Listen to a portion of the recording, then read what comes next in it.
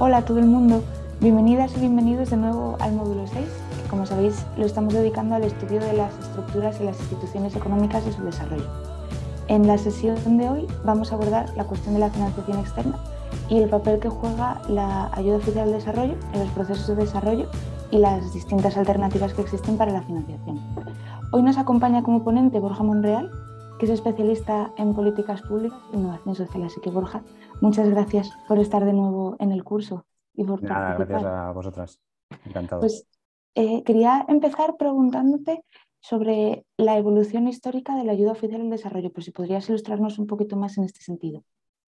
Bueno, pues sí, lo primero entender un poco qué es la AOD, ¿no? Porque es una definición relativamente estricta, ¿no? Y eso es uno de los temas que veremos luego que está cambiando últimamente, ¿no? Pero la AOD es aquella ayuda, bueno, es ayuda oficial al desarrollo, en inglés asistencia oficial al desarrollo, y es esa ayuda que se da desde organismos oficiales, desde una serie de países que forman una especie de club, el club del CAD, del Comité de Ayuda al Desarrollo, que buscan, por supuesto, promover acciones de desarrollo, y esto es muy amplio, en toda su amplitud pueden caber desde políticas de erradicación de la pobreza, derechos humanos, es decir, el scope es muy amplio, que va a una serie de países, ¿vale? Y en este caso son los países, hay una lista de países en el CAD, que son los países bueno, no coincide con los países de rentas bajas, pero bueno, es una lista de países receptores, entre comillas.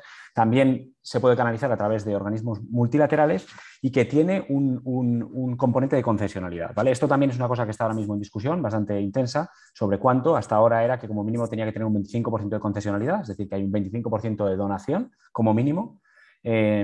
Ahora la discusión es si ese porcentaje debe variar en función del país al que va, y entonces puede ir desde un 11% hasta un 49% en concesionalidad, ¿no? Y entonces se consideraría uno u otro. Esta discusión es bastante lógica, pero bueno, en realidad lo que quiere decir es un mecanismo de un flujo de financiación que surge de los países de rentas más altas, en el caso de ahora 22 países, a países de rentas bajas por canales oficiales, ¿vale? Y esto es muy importante destacarlo, y que tiene una parte de concesionalidad, es decir, que no se espera un retorno, un retorno comercial, digamos, de esa inversión, ¿no?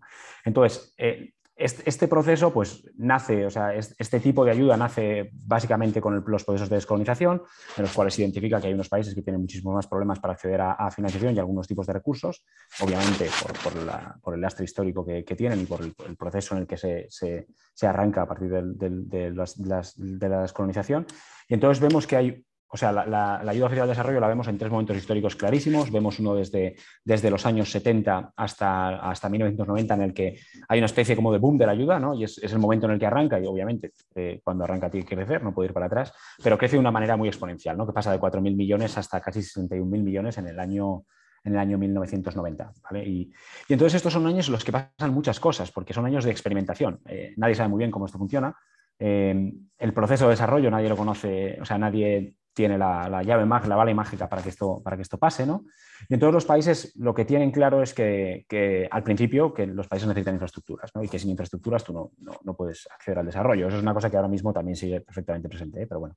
Y entonces hay una fase inicial de una inversión brutal en infraestructuras, que lleva a un crecimiento relativamente alto de los países empobrecidos, que está en torno al 5%, por ejemplo, en África, 4,7%, una cosa así. O sea, que lleva una especie de crecimiento económico, no el que se esperaba, porque partían de un punto de partida muy bajo, y a muchas decepciones también de cómo lo que se llaman los grandes elefantes blancos, ¿no? Que es como esas grandes infraestructuras que se financian a través de la AOD y que luego pues, que no tienen el impacto que se esperaba, ¿no? Hay otra época, década de los años 80, en la que se decide que lo que hace falta es refuerzo de capacidades, ¿no? Un poco muy alimentados por esto. O sea, les hemos dado infraestructuras, no ha funcionado, no ha funcionado porque no tienen las capacidades para hacer uso de esas infraestructuras, ¿no? Y entonces empieza un proceso brutal en el que hay refuerzo de capacidades y educación. Parece como esa es la bala de ese periodo, ¿no? Y esto pues lleva, por supuesto, a una mejora brutal de los indicadores de educación en esos años, sobre todo educación primaria. Luego vemos que se continúa en la secundaria, también un poco en la universitaria, mucho menor, pero lo que también se vive es una de las mayores fugas de cerebro de los países empobrecidos, ¿no? Lógico, es decir, además en ese momento coincide con un aumento de las migraciones, y entonces hay mucha gente que cuando tiene capacidades y el mercado en el que está no le ofrece las oportunidades, pues se va, ¿no? Y luego, bueno, tenemos un momento quizás mucho más trágico, que es ese proceso en el cual a partir de esos años, en lo que se llama la década perdida, que es todo ese proceso de los programas de ajuste estructural, en los que la AOD también empujó para que se cumpliera una serie de programas en los cuales básicamente se buscaba la privatización, la privatización del sector público, hacer menor el tamaño del Estado y apostar por las dinámicas de mercado como mecanismo para la resolución de los problemas, ¿no? Y así llegamos a 1990, caída del muro de Berlín y un momento completamente diferente en el cual esa ayuda, que es muy importante pensar que no es una ayuda que nace en el vacío, sino que se basa en dinámicas de poder, y la principal crítica de la ayuda es que obviamente, o sea, decimos que el objetivo es mejorar el desarrollo, pero ese es un objetivo prioritario y es, digamos, el objetivo que se dice, es la retórica de la ayuda, pero luego hay muchos objetivos que están detrás, ¿no? En el caso de todo el periodo te puedes imaginar que antes de la caída del muro de Berlín, en realidad la ayuda oficial al desarrollo respondía a una serie de criterios, por supuesto, de necesidades que tenían los países donantes, pero también a unas dinámicas geopolíticas que estaban vinculadas totalmente a quién estaba en qué lado del telón de acero, ¿no? y a quién se podía apoyar, ¿no? Cuando cae el muro de Berlín, y además después de venir de una época en la cual la ayuda oficial al desarrollo cae en un descrédito brutal porque en realidad no se produce crecimiento en prácticamente toda una década, pues de repente hay una especie como de regresión absoluta de la ayuda. Digamos que coincide en ese momento en el cual ya no les necesitamos ayudar tanto para alinearnos a un país o a una de los dos bloques, porque eso ya se ha acabado, y encima esto no sirve, ¿no? Y entonces hay un momento en el que desde los años 90 hasta los 2000 hay una especie como de meseta, incluso cae en términos reales la ayuda y se queda en torno a los 50.000 millones, pero bueno, hay un descrédito generalizado. A partir de los años 2000 hay otro momento de la ayuda que es bastante claro, y es el momento en el que se empieza se firma una serie de acuerdos internacionales, arranca todo el proceso de los objetivos de desarrollo del milenio, y entonces en ese momento de repente hay un impulso brutal, también alentados por un proceso globalizador mucho más intenso en estos años, sobre todo globalización del conocimiento más que de globalización económica, que también en realidad pues ahí surge otra vez una especie de impulso muy grande de la ayuda que lleva a que desde los años 2000 hasta ahora se pasa de esos 50.000 a cerca de 120.000 millones de euros en la ayuda, que para ponerlo en contexto, que parece siempre cuando hablamos de 120.000 parece una barbaridad, no es tanto, ¿no? Porque pensemos que el PIB de Angola es 60.000 millones, es decir, que es 2 veces el PIB de Angola repartidos entre todos los países empobrecidos, o sea que no es una cosa absolutamente desmedida, ¿no? Y digamos que esos son un poco los procesos, y a esos procesos le han acompañado, obviamente, diferentes formas de articular la ayuda, ¿no? No he dicho al principio, pero es muy importante destacar que la ayuda se canaliza normalmente o a través de grants o a través de créditos que pueden ser créditos concesionales o créditos más o menos concesionales, o sea, que tienen mayor concesionalidad o menor. Pero luego hay instrumentos que se utilizan adheridos a esos modelos, ¿no? Y esos instrumentos son muy variados, ¿no? Y esos, digamos, son los que han ido transformándose. Empezaron con un modelo como de budget support, de dar dinero a los países para que lo utilizasen. Luego eso tuvo, como veremos ahora, pues ciertas implicaciones de cómo lo gestionaron y cómo no lo gestionaron, unos mejor y otros peor, pero generalmente tampoco especialmente bien. Y luego se pasó a una política mucho más de apoyo bilateral a proyectos, en el que eso iba encaminado a una serie de resultados vinculados.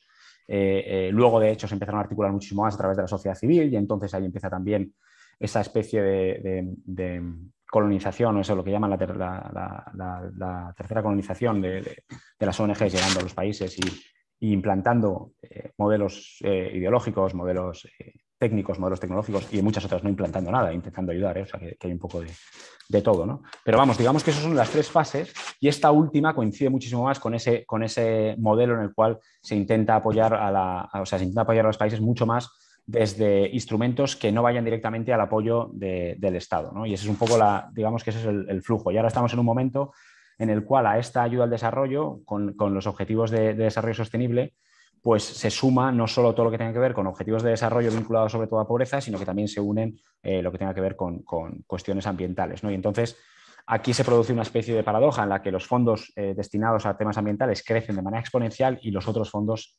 se reducen, ¿no? O sea que es un poco, digamos, es el panorama en el que estamos en este momento, en la ola que estamos ahora. Y de manera paralela a esta evolución que nos has relatado, supongo que empiezan a generarse distintas percepciones y distintas visiones sobre la ayuda oficial al desarrollo, ¿no? Entonces, en este sentido, quería preguntarte la forma en la cual podemos abordar este debate, ¿no? Porque a veces se habla de la ayuda oficial al desarrollo como una maldición, a veces como una panacea. Entonces, en este debate, ¿cómo podríamos situarnos? Bueno, yo siempre digo que ese debate es ideológico y no es un debate técnico al que haya que entrar. El debate, vale, ahora mismo, o sea, si pensamos o sea, si nos ponemos, digamos, cara a esas posiciones, no diríamos, bueno, pues la posición de William Easterly y luego don Bisa Moyo, ¿no? Que saca este fantástico digo, con toda la ironía que puedo utilizar, libro Death Aid, ¿no? Pues ellos tienen esa especie como de mantra que dicen que la ayuda oficial al desarrollo en realidad no es más que una maldición, ¿no? Y es una maldición porque, según ellos, lo que dicen es que genera los incentivos equivocados, ¿no? Entonces, en el momento en el que hay un poco de esta especie de sensación de que los pobres no saben utilizar su dinero, entonces si el dinero lo das gratis, entonces la gente no sabe utilizarlo, ¿no? Y entonces, de ahí esa famosa esa curva de Easterly, ¿no? Que dice que en realidad la pobreza es una curva absolutamente lineal y entonces ascendente, en la cual si tú inviertes un poquito, creces un poquito más, si inviertes un poquito más, creces un poquito más. Entonces es como una especie de la simplicidad del trabajo de la hormiga. Es decir, si tú eres capaz de ahorrar y de invertir un poco, pues ganas dinero, ¿no? Y luego al otro lado, de repente surge pues, todo ese movimiento también de economistas del desarrollo, pero bueno, que digamos que en la simplicidad pondríamos a Jeffrey Sachs ahí en la cara diciendo no, es que el problema de los países es un problema de inversión. Lo que necesitan los países es un poco de pasta y eso es una especie como de Kickstart Solution. Yo le meto un empujoncito y ellos empiezan. Entonces, una vez que ya empiezan, que saltan esa trampa de la pobreza, que él dice que es ese periodo de tiempo que necesitas para hacer que una inversión empiece a ser rentable, pues entonces esto funciona, ¿no? Pero la realidad es que son debates ideológicos que curiosamente juntan a los dos extremos de la ideología en los dos lados. Es decir, tú puedes encontrarte desde personas que de izquierdas, muy de izquierdas, diciendo que la ayuda es un mecanismo para controlar las economías africanas y las economías de países empobrecidos. Y al mismo lado te encuentras, el otro día lo veíamos, este hombre que no sé ni cómo se llama, este economista, Rayo creo que se llama, algo así, que es un personaje. Ah, sí, Juan Ramón Rayo, sí. Sí, un personaje, lo vamos a dejar ahí. Pues salía con este estudio que había sacado el Fondo Monetario Internacional explicando que efectivamente había una especie de correlación entre mayores flujos de la ayuda y mayor corrupción, y entonces te decía, no, si es que ves, es que la ayuda lo que es el chiringuito de Abascal, ¿no? Un poco, digamos, sí.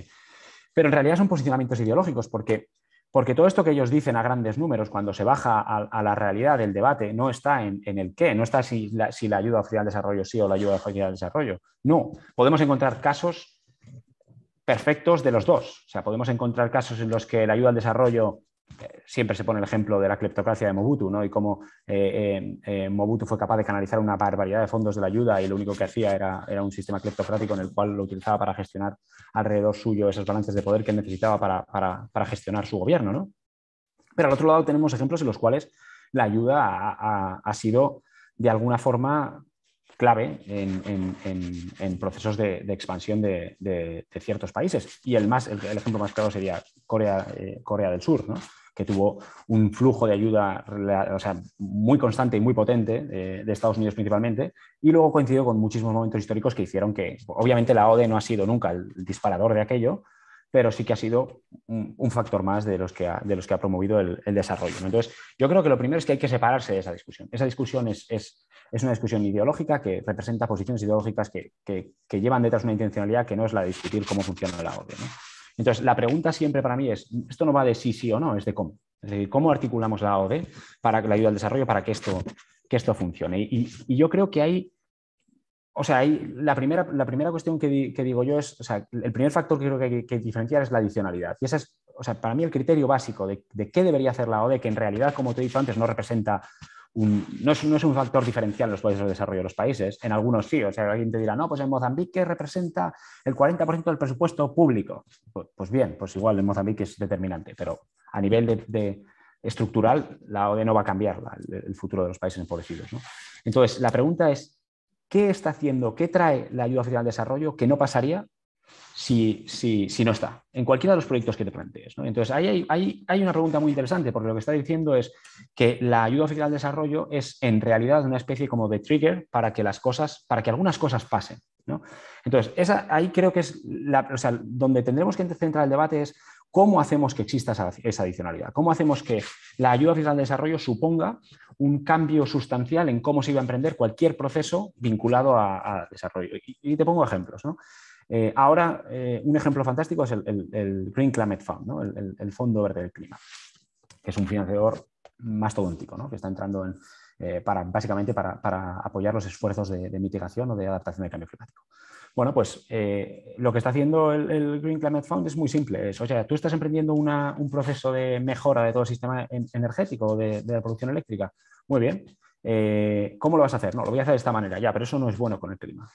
Bueno, pues entonces si quieres que sea bueno, dame el dinero para que sea bueno. Y entonces ese diferencial de coste, que además se traduce más, o sea, es siempre más que ese diferencial de coste, lo está cubriendo el Fondo Verde del Clima. Y eso supone que, pues que le estás financiando una parte de esa inversión, una parte sustancial de esa inversión, para que vaya hacia un lugar que se supone que es mejor para todos, tanto para ellos como para nosotros. Entonces, ahí tienes un ejemplo y podemos encontrar muchos más, ¿no? de cómo somos capaces de gestionar esa adicionalidad, ¿no? Tenemos casos de cómo se han estructurado cadenas de valor de una manera. Yo conozco muy bien un caso de Zambia, en el caso de cómo se estructuran las cadenas de valor cárnico con fondos de ayuda al desarrollo, o Etiopía, cómo es capaz de meter tantos fondos de ayuda al desarrollo en su programa nacional de producción de café, con más y menos éxito. O sea, pero la realidad es que de repente entra en un proceso de desarrollo nacional que tiene un plan de desarrollo, que tiene una idea de futuro, y la AOD es una piecita más que encaja dentro de esos planes nacionales de desarrollo, ¿no? O sea, que yo creo que la discusión, y ahora si quieres entramos un poco más en materia, es entrar en el cómo. O sea, qué es lo que, o sea, cómo vamos a hacer que esto funcione. No si es necesaria o no, porque es curioso, nadie nos lo planteamos a nivel nacional si es necesario esa asistencia. Es decir, si nosotros pensamos en políticas redistributivas, tú dices, ¿tú crees que las políticas redistributivas en España son buenas? Todo el mundo te dice que sí. O sea, la clave es muy sencilla. Los que tienen capacidad de financiación tienen que financiar a los que no tienen capacidad de financiación. Plantearse que eso no debería ser a nivel global es un absurdo, es una contradicción, porque efectivamente tenemos que tener principios de redistribución. La pregunta no es no es si redistribuimos o no, es cómo lo hacemos para que las cosas funcionen. Claro, y precisamente en este sentido te quería preguntar, porque hemos estado comentando acerca de pues los distintos factores que intervienen en la AOD o que de alguna manera la condicionan, pero por concretar precisamente la acción de la AOD, ¿de qué herramientas y de qué instrumentos disponemos? O sea, yo creo que a la vez que pensamos en instrumentos, tenemos que pensar en una serie de debates que se nos plantean en la utilización de esos instrumentos, ¿vale? Lo primero, y una cosa que, antes de entrar en la harina, una cosa que es importante, la AOD ahora mismo no es. O sea, el concepto de AOD se está quedando muy desfasado. Te lo decía al principio y creo que es muy importante porque ahora mismo hay cruces de fondos de cooperación sur-sur, de cooperación persona a persona, o sea, hay cruces de fondos tremendos que están fuera de ese sistema y que no funcionan por las mismas normas. Entonces, es muy importante que lo tengamos en cuenta porque eso también va en detrimento del concepto de AOD y de esa especie de institucionalidad que existe entre relaciones entre Estado y Estado, ¿vale? Lo segundo que creo que es importante es que cuando pensemos en instrumentos, que no hay una respuesta única, cuando pensemos en cómo utilizamos cualquier instrumento de la AOD, siempre tenemos que pensar en un balance entre la condicionalidad, que es un concepto muy controvertido de qué condiciones le pongo yo al receptor para que acepte mi ayuda y qué es lo que tiene que hacer, y la apropiación. A mayor condicionalidad, menos la apropiación. Es una obviedad. Si tú le estás a una persona exigiendo que lo haga de una determinada manera, lo que no puedes pretender es que encima adore que hacerlo de esa determinada manera, ¿no? Entonces, cualquier instrumento que utilices tiene que tener el balance entre esas dos cosas. Y ciertamente, la condicionalidad extrema es malísima, pero la condicionalidad en muchos casos puede ser buena, entonces, dependiendo cómo lo utilices. Entonces, cada instrumento que utilices, el primer balance que tienes que tener en cuenta es ese concepto de condicionalidad versus ownership. La otra, y que es súper importante, es el concepto de dinámicas de poder. Es decir, qué pasa cuando nosotros utilizamos un instrumento y cómo existe un balance de fuerzas entre el que da y el que recibe. Y aquí me parece que es el mayor debate que podemos tener en la OD. Tenemos que quitarnos de la cabeza esta especie de historia en la que los donantes dan y el receptor es tonto y recibe. Eso no es así. La realidad es que hay países, porque claro, y además esa concepción que todo el rato la utiliza encima de la izquierda, que es un poco surreal, diciendo, no, ¿sabes lo que pasa? Es que los países que dan le condicionan todo y los pobres son pobres porque nosotros les decimos que lo hagan así. Entonces lo que estás diciendo es que no solo los pobres son pobres, sino que encima son imbéciles y no tienen capacidad de agencia. O sea, lo que está diciendo es que los países no tienen la capacidad de tomar sus propias decisiones. Y eso es, para los que hemos trabajado años y años y años en relaciones con gobiernos en países empobrecidos, eso es una falsedad absoluta. Tienes países empobrecidos con una capacidad de gestionar la agenda de la AOD de una manera increíble. El ejemplo paradigmático, que ahora es un ejemplo que se nos ha caído un poco en trozos, es Etiopía.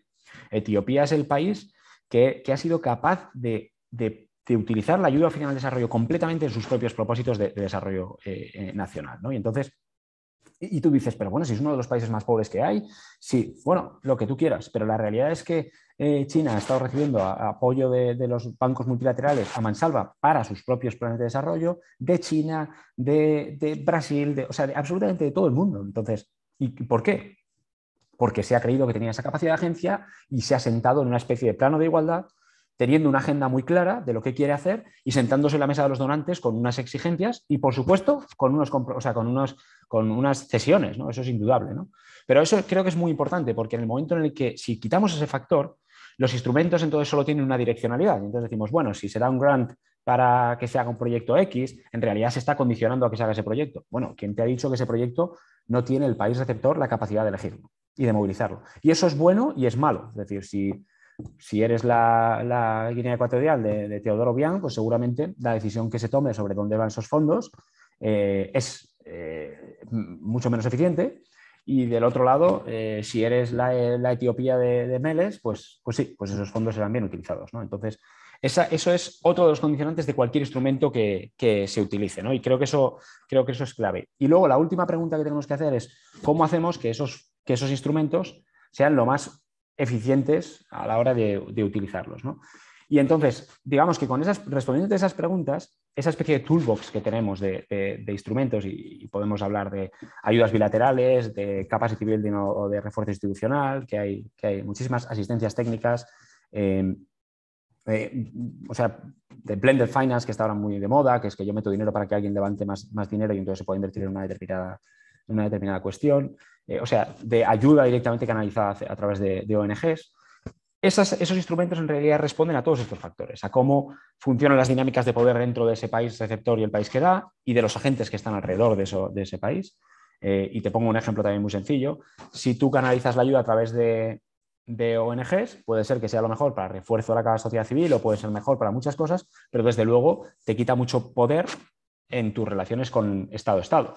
Si tú le metes a Guatemala un 3% de su presupuesto público en fondos en budget support, tu capacidad de hacerle que condicione cosas o tu capacidad, digamos, de acción exterior aumenta, pero seguramente disminuye en los cambios que tú quieres que se efectúen porque le has dado el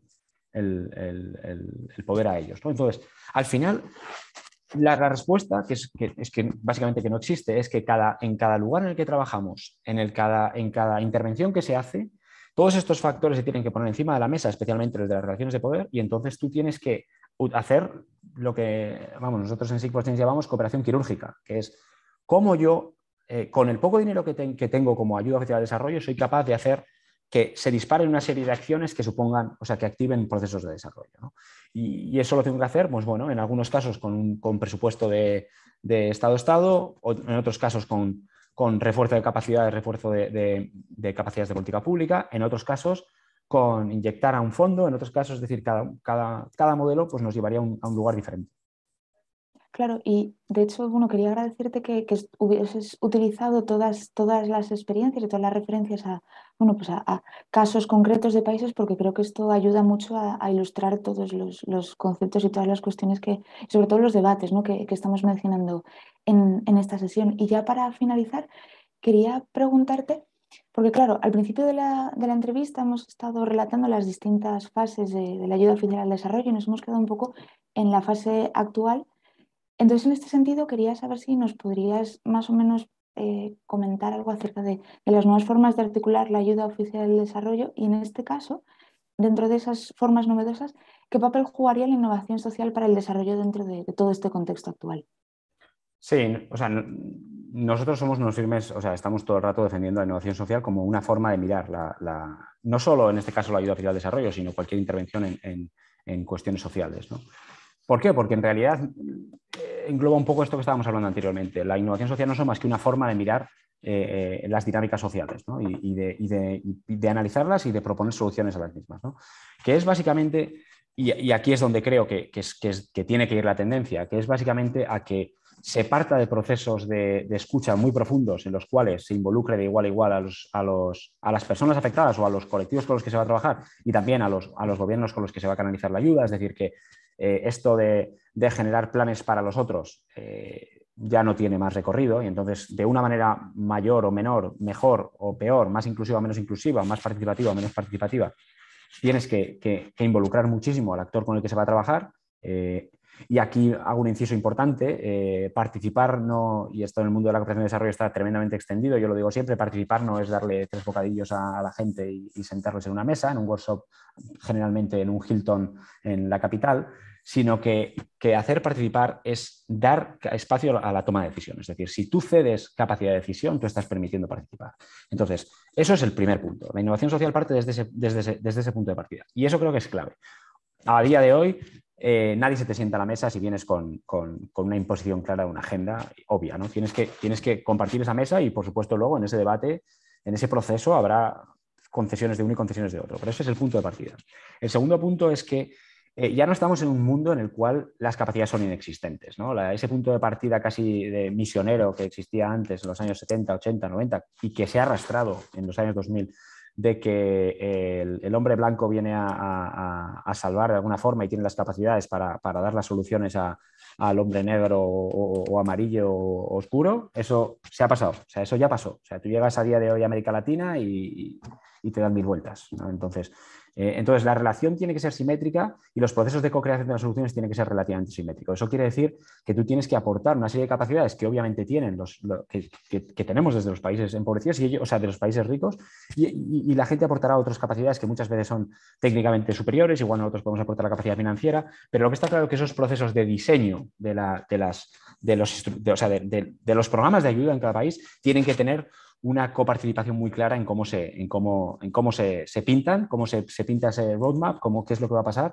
Y además porque eso lleva a lo que hablábamos antes del proceso de apropiación, que es que si todo esto no pasa, la realidad es que sigue existiendo una percepción, incluso llegando al mismo resultado que hubiéramos llegado imponiéndolo desde el principio, la realidad es que la voluntad que tiene el receptor de participar es absolutamente diferencial. Y luego está la parte que yo creo que es una de las claves de hacia dónde tenemos que ir, la parte de eso que hablábamos de la cooperación quirúrgica, de la innovación en todos sus sentidos. Y esto supone que la cooperación en realidad, siendo consciente de la limitada capacidad que tiene de transformación en cuanto a volumen, aunque eso sea en cuanto a volumen, tiene que aspirar a entrar en aquellos proyectos en los que la capacidad transformadora pueda disparar unas dinámicas que no existían previamente. Y eso supone financiar procesos de innovación, supone financiar procesos de colaboración de estas especies como de encuentros improbables, ¿no?, entre diferentes organizaciones, supone entrar donde su dinero, o sea, el dinero de la cooperación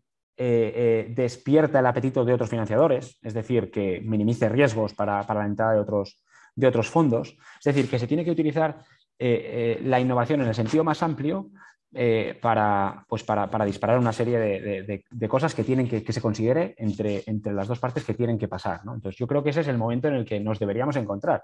No sé muy bien si es en el que nos encontramos, ¿no? Entonces creo que ahora, además, bueno, y luego queda todo por dicho, que yo siempre lo omito, pero porque me parece que ya está en el ADN, y es que todo esto tiene que estar, por supuesto, en consonancia con los derechos humanos, intentar, no voy a entrar en los objetivos de desarrollo sostenible porque me parece que es un galimatías que casi no ayuda, no contribuye, digamos, a aligerar el debate, sino a complejizarlo, pero bueno, que por supuesto tiene que estar en línea con todas esas cuestiones, ¿no?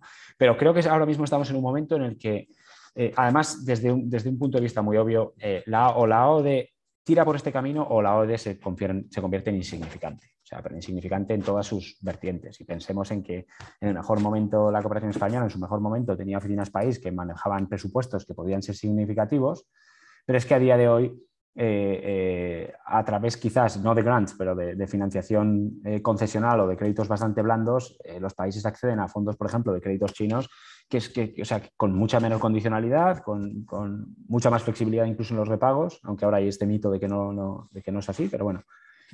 Y entonces de repente es como, bueno, muy bien, si tú me lo estás dando gratis, pero es que el coñazo que me estás dando casi no me merece la pena como país si puedo ir a otra ventana en la que sí tengo que devolver lo tengo que devolver, pero tengo una flexibilidad mucho mayor y los fondos son tremendos, ¿no? Entonces, o la AOD va hacia esa dirección en la cual realmente genera una adicionalidad significativa y dispara esos procesos de cambio que son clave, o la AOD va a pasar a ser un poco, para mí, va a ser con un poco pues, el chiringuito de las hermanas Oblatas otra vez, es decir, sin ofender a las hermanas Oblatas, que no tengo nada con ellas, pero quiero decir que de repente pase a la insignificancia, ¿no? Y además los objetivos de desarrollo sostenible pueden hacer que eso pase, porque hay un problema que tienen, que es que miran hacia afuera y miran hacia adentro. Entonces, muchos países donantes están volcándose en la agenda, pero la agenda supone volcarse hacia adentro mucho más que volcarse hacia afuera. Y entonces esto pues, hace que cada vez sea más, haya una mirada menos, digamos, abierta de estos procesos y una mirada menos hacia afuera, ¿no? O sea que yo creo que esa es la situación en la que estamos ahora mismo y en la que creo que todos tenemos creo que tenemos que empujar. Pues Borja, muchísimas gracias. Por mi parte nada más, gracias por compartir de nuevo tus conocimientos y tu experiencia con nosotros y con nosotras en este curso. Y nada, pues hasta aquí la sesión de hoy. Muchas gracias. Nada, muchísimas gracias a vosotros, encantado siempre.